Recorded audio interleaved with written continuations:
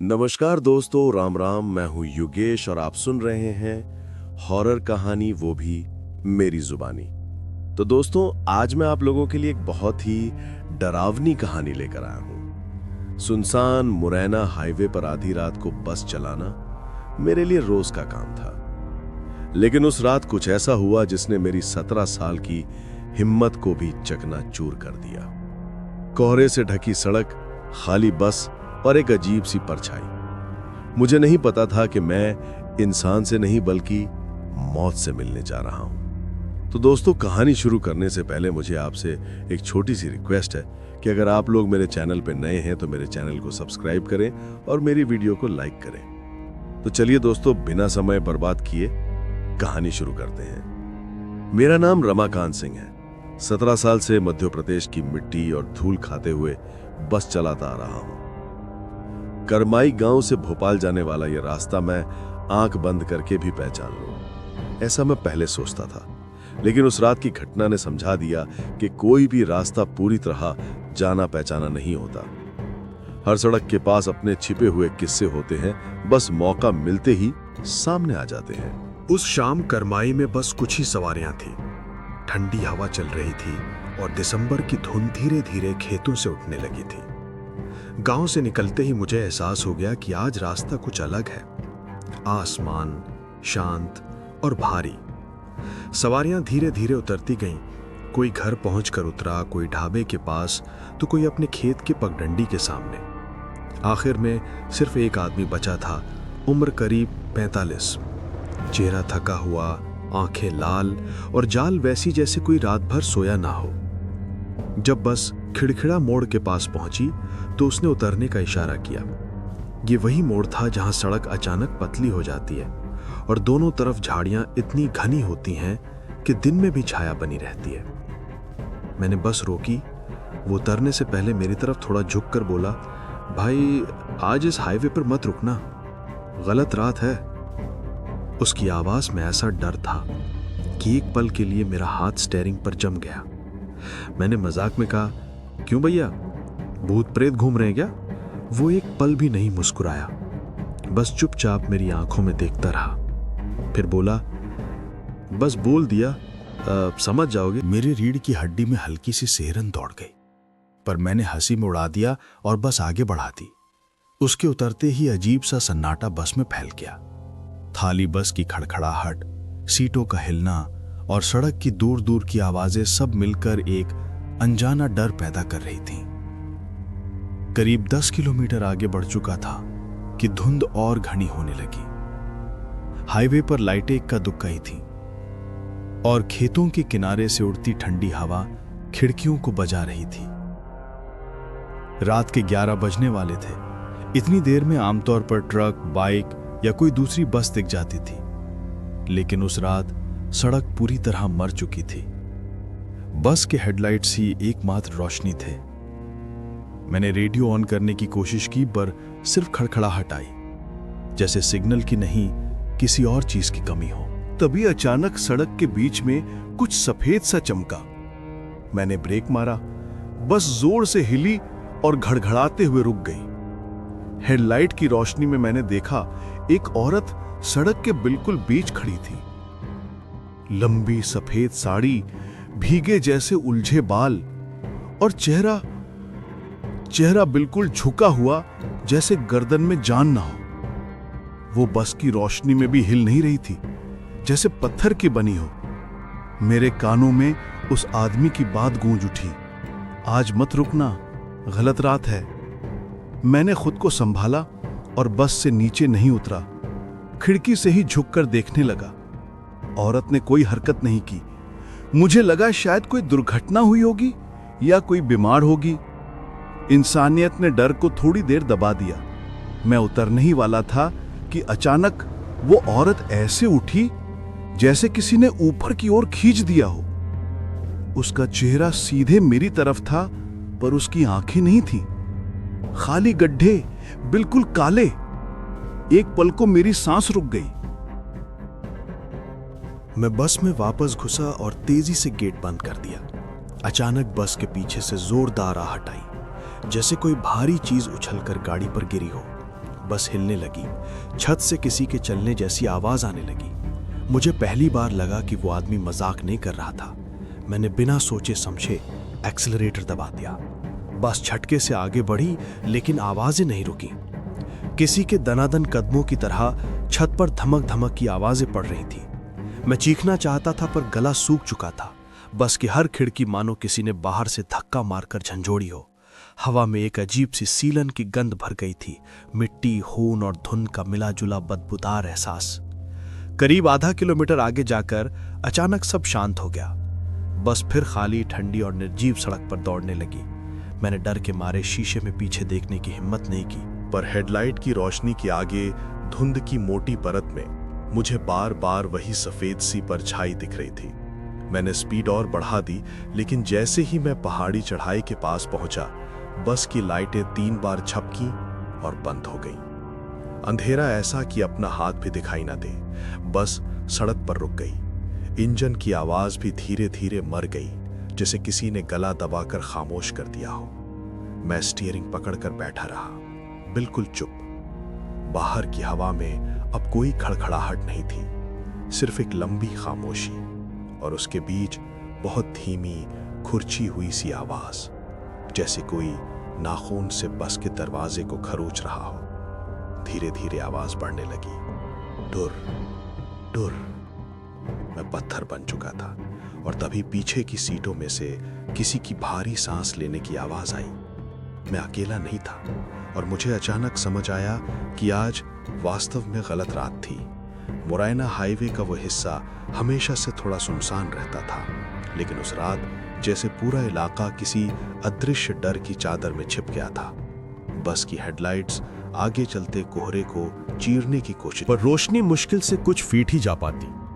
अजीब बात यह थी कि कोहरा सिर्फ सामने दिख रहा था, पीछे नहीं, जैसे कोई पर्दा बस के आगे आगे चल रहा हो। घड़ी ने 1:43 दिखाया।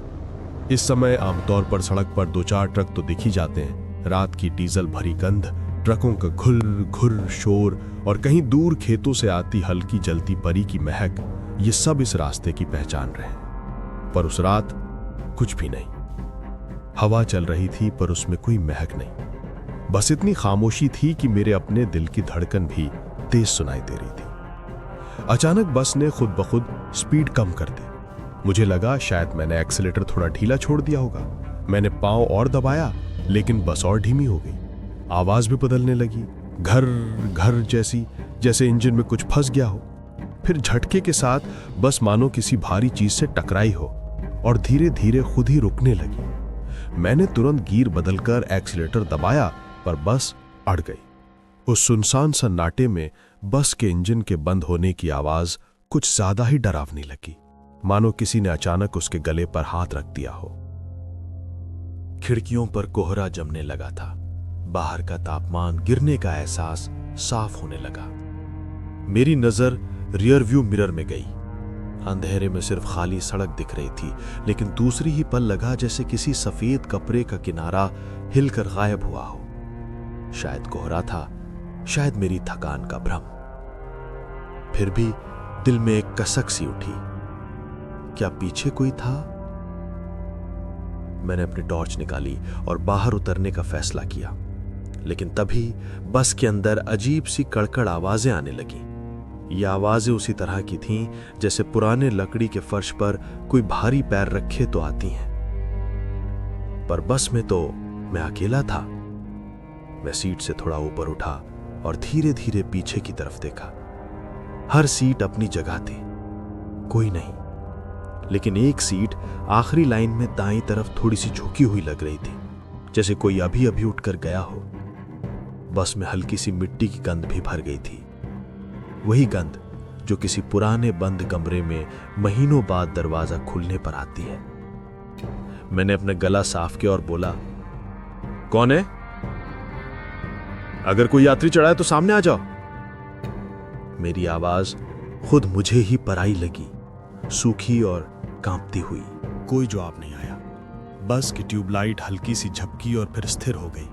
बाहर की हवा ने बस की खिड़कियों को धीरे धीरे हिलाना शुरू किया।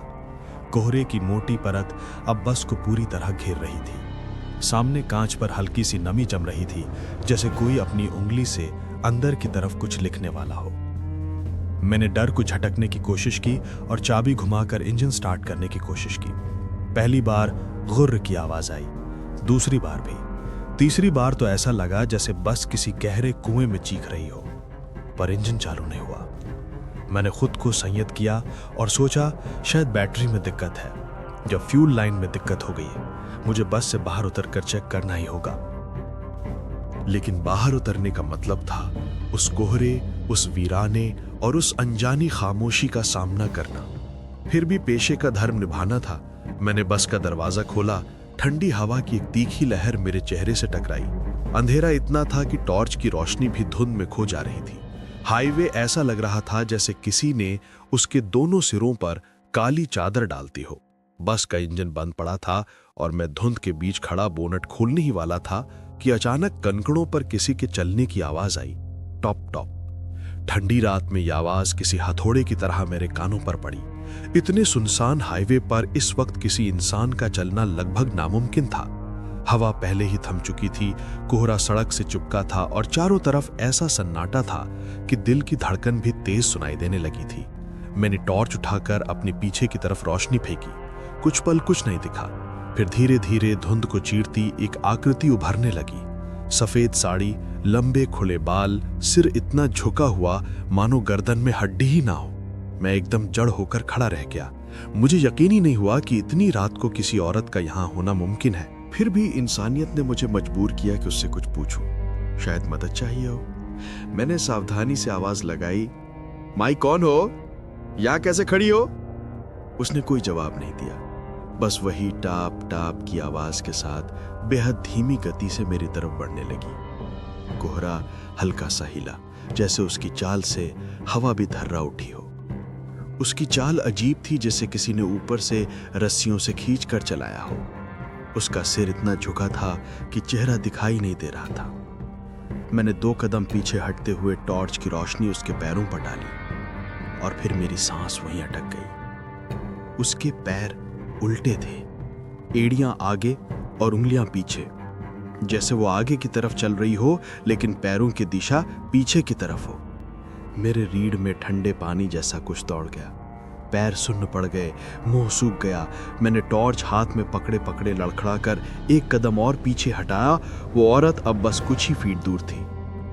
उसकी चाल में कोई आवाज नहीं थी, बस कंकड़ों के रगड़ने की खुरची सी ध्वनि और उसकी साड़ी का जमीन पर घसीटने का सन्नाटा।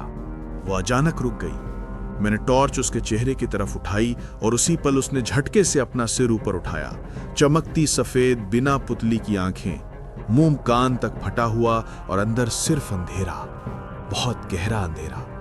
मेरे हाथ से टॉर्च गिरकर जमीन पर लुढ़क गई। दिल जोर से धड़कने लगा, जैसे पिंजरे में बंद कोई जानवर भागने की कोशिश कर रहा हो। मैं बिना एक पल गंवाए पीछे मुड़ा और दौड़कर बस की तरफ भागा। मेरी चप्पलें कंकड़ों पर फिसल रही थी, पैर जैसे कांप रहे हों। पीछे से उसकी साड़ी की घसीटने की आवाज तेज होती जा रही थी। शुरुआत में धीमी, फिर टर टर, जैसे कोई मेरे बिल्कुल पीछे दौड़ रहा हो। मैं बस के दरवाजे तक पहुंचा, कूदकर अंदर घुसा और झटके से दरवाजा बंद कर दिया। दरवाजा बंद होते ही बाहर किसी चीज ने उस पर जोर से हाथ मारा। धड़ाम की तेज आवाज से बस की खिड़कियां हिल गईं और सीटें भी कांप उठीं। मैं घबराकर हांफते हुए स्टीयरिंग के पीछे बैठ गया। मेरे हाथ कांप रहे थे और ठंडी रात के बावजूद माथे से पसीना टपक रहा था। एक पल को लगा कि शायद ये सब मेरा वहम हो, लेकिन तभी बस के दाईं तरफ की खिड़की पर किसी ने धीमे धीमे उंगलियां घिसनी शुरू की। कर कर। मेरा दिल सीने में धड़कते धड़कते जैसे रुकने लगा। हिम्मत करके मैंने सिर उठाया तो बाहर घने कोहरे में एक धुंधली आकृति खड़ी दिखाई दी। धीरे धीरे वो आकृति खिड़की के बिल्कुल करीब आ गई और उसी पल सफेद बिना पुतली वाली 2 भयानक आंखें कांच से चिपक गईं। उसकी गर्दन असामान्य रूप से टेढ़ी होकर अंदर की ओर झुक गई, जैसे वो बस के भीतर झांककर मुझे तलाश रही हो। उस नजर में ऐसा सन्नाटा था जिसने मेरी सांसें तक जकड़ ली और मैं समझ गया कि ये कोई भ्रम नहीं, यही वो रात थी जब मौत मेरे बिल्कुल सामने खड़ी थी। मुंह पूरा खुला, जैसे कुछ कहना चाहती हो। उसकी सांस शीशे पर जमने लगी। गलत, दुर्गंध भरी, ठंडी। मैंने रोते हुए चाबी घुमाई। इंजन फिर भी नहीं चला। उसके हाथों की उंगलियां खिड़की पर फिसलती गई। कांच पर मिट्टी जैसे निशान बनते जा रहे थे। वो धीरे धीरे बस के आगे की तरफ चलने लगी। सफेद परछाई कोहरे में हिल रही थी, जैसे हवाओं से धकेल रही हो। मैं बस में दुबका बैठा रहा, बिल्कुल स्थिर। बस की ट्यूबलाइट ऊपर झपकी, फिर बुझ गई। पूरा अंदर अंधेरा, और बाहर वो औरत अब बस के बिल्कुल सामने खड़ी थी। मैंने इग्निशन फिर घुमाया। इस बार थोड़ी उम्मीद जगी। इंजन हिचकिचाया, मैंने और जोर लगाया, और तभी वो अचानक बस के सामने दनादन दौड़ने लगी। अमानवीय गति से उसके पैरों की उल्टी चाल अब साफ दिखाई दे रही थी। साड़ी हवा में झटके से फटफटाई। वो सीधे बस से टकराई। धड़ाम, बस हिल गई। हेडलाइटें जल बुझने लगी और अगली ही पल कोहरा उसके चारों ओर घूमने लगा, जैसे किसी भयानक भंवर में वो गायब हो गई हो। बस अंदर से अंधेरी थी, बाहर कोहरा इतना घना कि हेडलाइट की रोशनी भी जैसे धुंध में डूबकर गायब हो रही थी।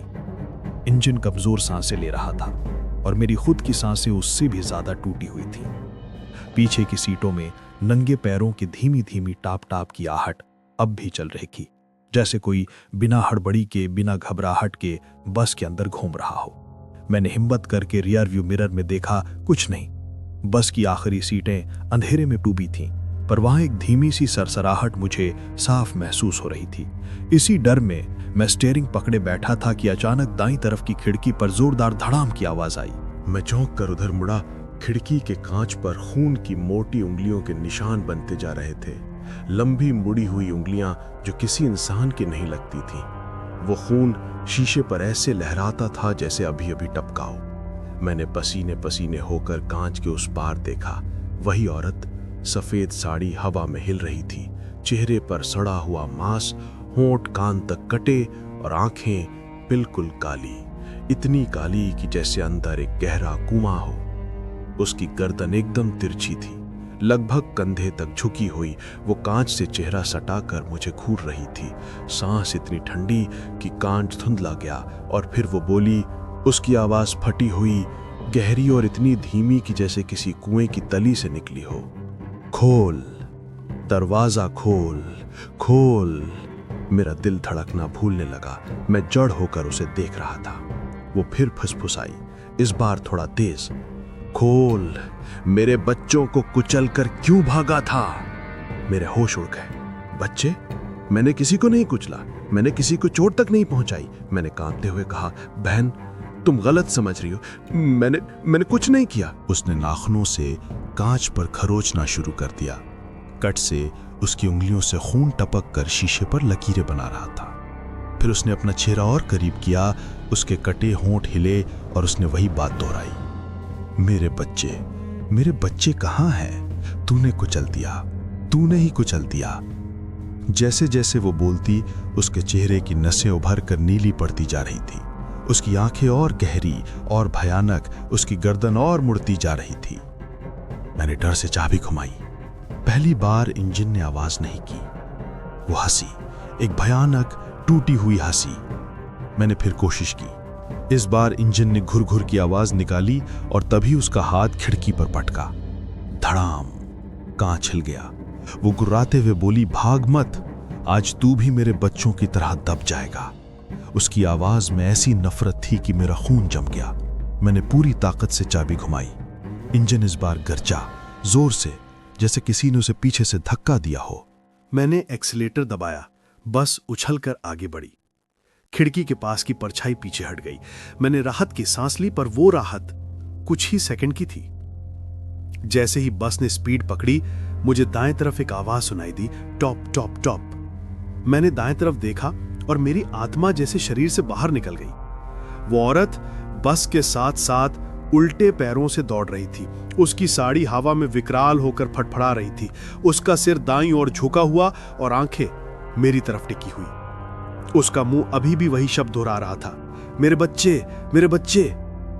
बस 30-35 की स्पीड पर थी, फिर 40, फिर 50, लेकिन वो पीछे नहीं छूट रही थी। वो उसी रफ्तार से दौड़ रही थी जैसे इंसान नहीं, कोई और ही चीज हो।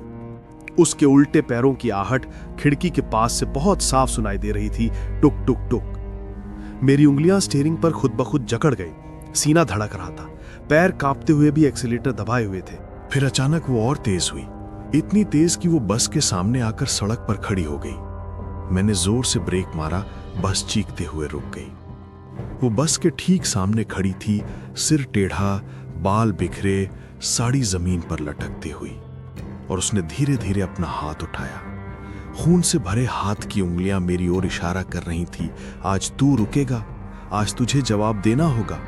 उसकी आवाज सुनकर सांस रुकने लगी। मैं निराश होकर पीछे हट ही रहा था कि बस की हेडलाइट पर किसी छोटे पैर की आकृति उभरी, फिर दूसरी, जैसे बच्चों ने शांत होकर कांच पर अपनी हथेलियां रख दी हों। मेरा दिमाग सुन्न पड़ गया। ये वही बच्चे थे जिनकी वो बात कर रही थी। ये छायाएं, ये हथेलियां, ये फुसफुसाहट क्या हमेशा से बस के अंदर थीं? मेरा शरीर कांपता हुआ पीछे की सीटों की तरफ पलटा। अंधेरा, बिल्कुल काला अंधेरा, जिसमें अभी भी छोटे छोटे पैरों की आहट गूंज रही थी, टप टप टप। और तभी सामने वो औरत चीखते हुए मेरी बस की ओर लपकी, एक ऐसी चीख जिसमें दर्द भी था और बदला भी। मैंने बेबस होकर आंखें बंद कर ली। अगले पल क्या होगा इसका अंदाजा भी नहीं था। मैंने जैसे ही एक्सेलरेटर पर पैर दबाया, बस दहाड़ते हुए उछली। स्पीडोमीटर की सुई कांपते कांपते ऊपर चढ़ने लगी। 60, 80, 100।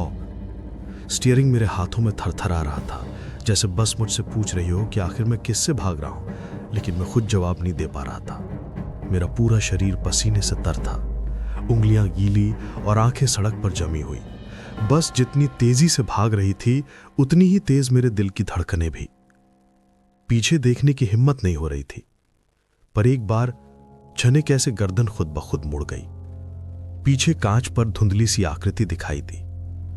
कुछ सेकंड पहले जो औरत बस के कांच पर खून से उंगलियां फेर रही थी, वो अब कहीं नहीं थी। न खून, न धब्बे, न वो फुसफुसाहट। सब जैसे हवा में घुल गया था। पर मैं जानता था वो गई नहीं थी, बस दिख नहीं रही थी। कोहरा धीरे धीरे हटने लगा। सड़क के दोनों तरफ के पेड़ साफ दिखने लगे। ऐसा लगा जैसे जो हिस्सा भुताहा था वो पीछे छूट चुका हो, लेकिन डर वहीं सीने के अंदर चिपका। मेरी हथेलियां स्टीयरिंग पर फिसल रही थीं। मैंने उन्हें पैंट पर रगड़ा और फिर से पकड़ बनाई। बस अब तेजी से सांधे हुए निकल रही थी, लेकिन हर मोड़ पर लगता था कहीं अचानक फिर वही औरत सामने ना आ जाए। कुछ मिनट बाद हाईवे की वो सुनसान पट्टी खत्म हुई और सामने एक हल्का पीला बोर्ड चमका, पुलिस पोस्ट। छोटी सी चौकी, एक ट्यूबलाइट और बाहर लेटा एक कुत्ता जो बस के गुजरते ही सुस्त सा सिर उठाकर देखता भर रहा था। मैंने बस रोकी। ब्रेक दबाते ही पूरा शरीर ढीला पड़ गया। दरवाजा खोला, नीचे उतरा तो पैरों ने साथ ना दिया। जमीन डगमग लगी। सांसें इतनी भारी कि लगता था फेफड़े फट जाएंगे। चौकी के अंदर बैठे कांस्टेबल ने मुझे देखा और भौहें चढ़ा दी। चेहरा इतना सफेद क्यों है? कोई लूटपाट हुई है क्या? मैंने हकलाते हुए कहा, साहब एक औरत, वो कांच पर खून से। मेरी आवाज खुद मुझे अजनबी लग रही थी, जैसे कोई और मेरे ही मुंह से बोल रहा हो। कांस्टेबल उठकर बाहर आया। उसने सड़क देखी, फिर बस। साहब बताओ क्या हुआ? मैंने पूरा किस्सा दोहराया। कोहरे में खड़ी औरत, कांच पर खून की उंगलियां, उल्टे पैरों से बस के साथ दौड़ना और वो आवाज, बच्चों को कुचलने का इल्जाम। कांस्टेबल चुपचाप सुनता रहा। जब मैं बोलते बोलते थक गया, उसने लंबी सांस ली। उसकी आंखों में कुछ ऐसा था जिसे देखकर लगा यह आदमी डर गया है, लेकिन छिपा रहा है। इधर आओ, उसने कहा। मैं उसके साथ चौकी के बगल में लगी टीन की शेड के पास गया। वहां आधा जला लैंप टिमटिमा रहा था। वो बोला, ये किस्सा आज का नहीं है। 8 साल पुराने हादसे की परछाई अभी भी सड़क पर भटकती है। मेरी रीढ़ जैसे बर्फ बन गई। कांस्टेबल धीरे धीरे बोलता गया, यहीं आगे एक मोड़ आता है। रात में कोहरा जमता है, कुछ दिखाई नहीं देता। एक बस ड्राइवर था, कहते हैं नाम भोला था। उसने शराब पी रखी थी। उसे लगा सड़क खाली है। तेजी में उसने एक औरत और उसके 2 बच्चों को कुचल दिया। मैंने निगलते हुए पूछा, फिर कांस्टेबल कड़वा हंसा। भाग गया। किसी ने उसे पकड़ नहीं पाया। कुछ कहते हैं वो पागल हो गया, कुछ कहते हैं मर चुका है। पर औरत, वो और उसके दोनों बच्चे, उस मोड़ से आज तक कोई नहीं छूटता। मेरे पैर सुन्न हो गए। तो क्या वो मुझे भी अपना शिकार बनाना चाहती थी? क्या वो मुझे उसी बस ड्राइवर समझ बैठी थी? मैंने कांपती आवाज में पूछा, पर आज सिर्फ मैं क्यों? बाकी गाड़ियां तो जाती रहती हैं यहां से। कांस्टेबल ने तिरछी नजर से मुझे देखा और बोला, तुम्हारी बस का मॉडल देखा है कभी? वो बोला, ठीक वैसा ही मॉडल था उस हादसे में। रात में कोहरे में गाड़ी का रंग भी साफ नहीं दिखता। शायद उसे लगा कि वही ड्राइवर वापस आया है। मेरे सीने में चोट सी लगी। तो क्या मेरी गलती केवल यह थी कि मेरी बस किसी पापी ड्राइवर की बस जैसी थी? मैंने माथा थाम लिया, दिमाग घूम रहा था। तुम्हारी जान बच गई, कांस्टेबल बोला, पर भूल कर भी उधर मत जाना। वो औरत सिर्फ गाड़ी नहीं रोकती, कई बार अंदर भी चढ़ जाती है। उसकी बात सुनकर मैं जम गया। अभी भी ऐसा लग रहा था कि कहीं बस के अंदर छाया खड़ी हो। मैंने पलट कर देखा। सीढ़ियों के पास बस की लाइट जल रही थी। अंदर अंधेरा था, सीटें खाली थी, पर एक पल को लगा जैसे पिछली सीट पर कोई सफेद साया झुककर बैठा है। मैंने झटके से आंखें बंद कर ली। कांस्टेबल ने कहा, चाहो तो चौकी में 2 घंटे रुक जाओ, होश ठीक हो जाए तो आगे निकल जाना, लेकिन रात में वापस मत पड़ना उस हिस्से पर। मैंने कमजोर आवाज में कहा, हाँ, मैं ही रुक जाता हूं। चौकी के पीछे छोटे कमरे में खाट थी। मैं उस पर बैठ गया। हाथ अभी भी कांप रहे थे, कानों में वही फुसफुसाहट घूम रही थी, खोल, मेरे बच्चों को कुचलकर क्यों भागा था। मैंने दोनों कान पकड़ लिए, खुद को समझाता रहा कि वो औरत अब यहां नहीं है, पर मन मानने को तैयार नहीं था। कुछ देर बाद कांस्टेबल चाय लेकर आया। मैं घूंट घूंट पीता रहा, पर स्वाद जैसे मिट्टी का था। डर गले में अटका हुआ था। चौकी की दीवार पर पुरानी कैलेंडर की तस्वीर लगी थी, हाईवे पर डूबता सूरज। पर मुझे उसकी जगह सिर्फ कोहरे की धुंध और काली आंखें याद आ रही थी। करीब 1 घंटे बाद कांस्टेबल ने कहा, अब कोहरा कम हो गया है, चाहे तो निकल जाओ। मैं खड़ा हुआ, फिर धीरे धीरे बस की ओर गया। दरवाजा खोला, अंदर कदम रखा। सीटें शांत थीं, हवा स्थिर, पर पीछे की आखिरी सीट पर कुछ धुंध सा, जैसे किसी का साया। मैंने पलट कर देखा, कुछ नहीं। शायद डर ही मुझे आवाजें और साए दिखा रहा था। मैं ड्राइवर सीट पर बैठा, चाबी घुमाई, इंजन ने लंबी घुर्राहट मारी, फिर स्टार्ट हो गया। मैं आगे बढ़ा, धीरे, बहुत धीरे। चौकी पीछे छूट गई, सड़क आगे फैली थी, पर अब कोहरा नहीं था। कांस्टेबल की बात याद आते ही मेरा गला सूख गया।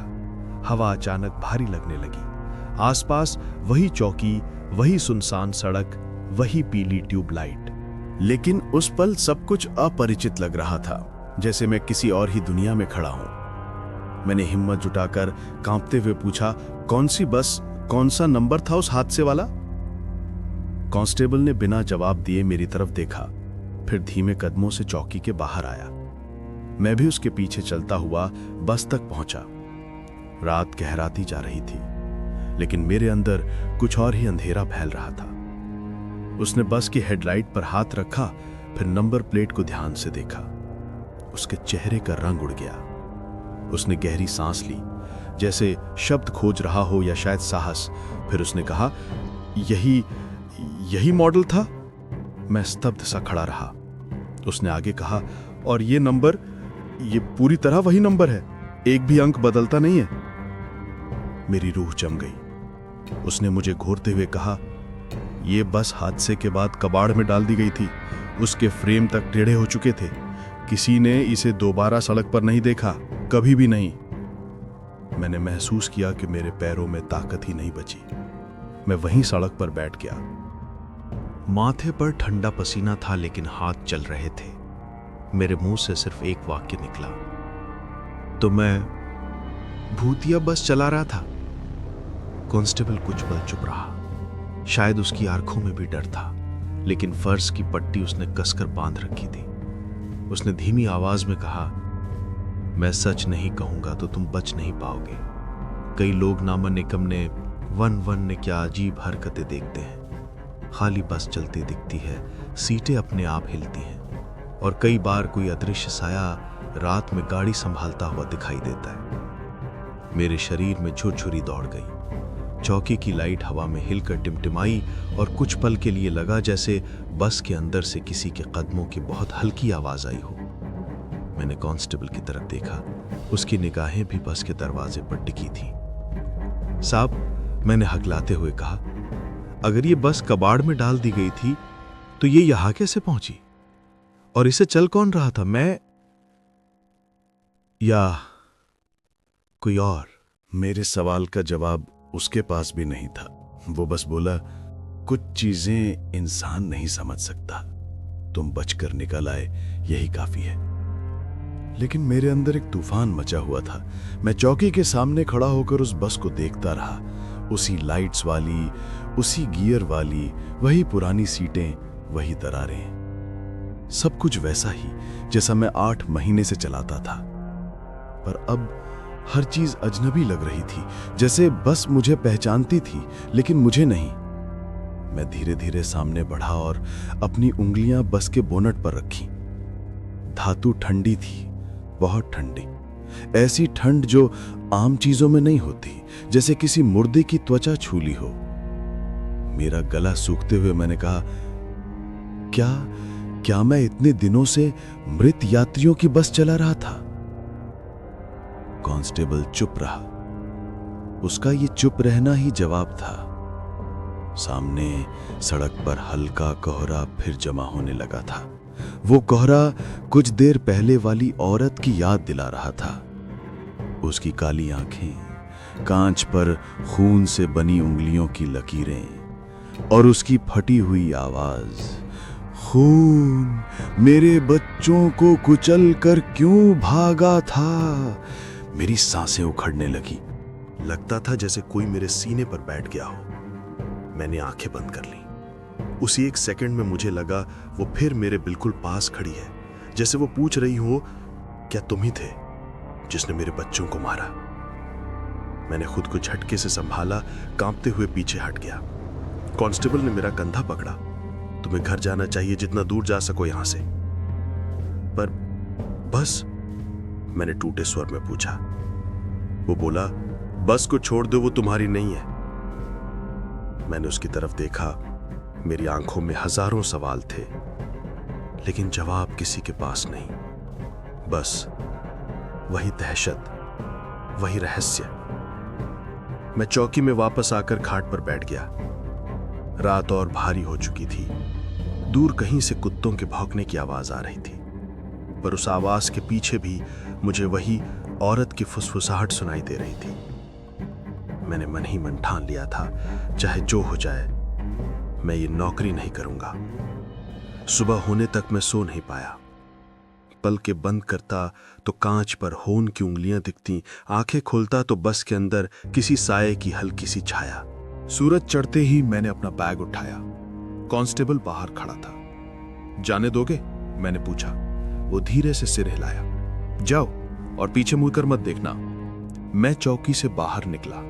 सड़क बिल्कुल साफ थी, कोहरा कहीं नहीं, हवा भी शांत। लेकिन वो शांत हवा भी मुझे डराती थी, जैसे वो किसी चीज को छुपा रही हो। मैं पैदल ही हाईवे पर चल पड़ा। कुछ दूर जाने के बाद मैंने अनजाने में पीछे देखा। बस वहां नहीं थी, जैसे कभी थी ही नहीं। सिर्फ चौकी, सड़क और खालीपन। मेरा सीना भर आया। मैं तेज कदमों से आगे बढ़ता गया। सूरज पूरी तरह निकल आया था, लेकिन मेरे अंदर रात अभी भी अंधेरी थी। उस दिन के बाद मैंने बस ड्राइवर की नौकरी छोड़ दी। शहर लौटकर किसी दूसरी नौकरी में लग गया। लोग पूछते कि क्यों छोड़ा, तो मैं टाल देता, कह देता तबीयत नहीं रहती सड़क की। पर असली वजह कभी किसी को नहीं बताई, क्योंकि मैं जानता था जो मैंने देखा था वो इंसानी दुनिया से बाहर की चीज थी। आज भी जब किसी सुनसान हाईवे पर कोहरा उठता देखता हूं, दिल अचानक डर से सिकुड़ जाता है। मेरे कदम रुक जाते हैं, सांसें भर जाती हैं और दिमाग में वही शाम की घटना घूमने लगती है, क्योंकि मैं जान चुका हूं कभी कभी हाईवे पर सिर्फ गाड़ियां नहीं चलती, कभी कभी धुंध में सिर्फ कोहरा नहीं होता, और कभी कभी सड़क पर कोई ऐसा भी खड़ा होता है जिसे इस दुनिया में नहीं होना चाहिए। कभी कभी हाईवे पर मौत भी लिफ्ट लेने निकलती है।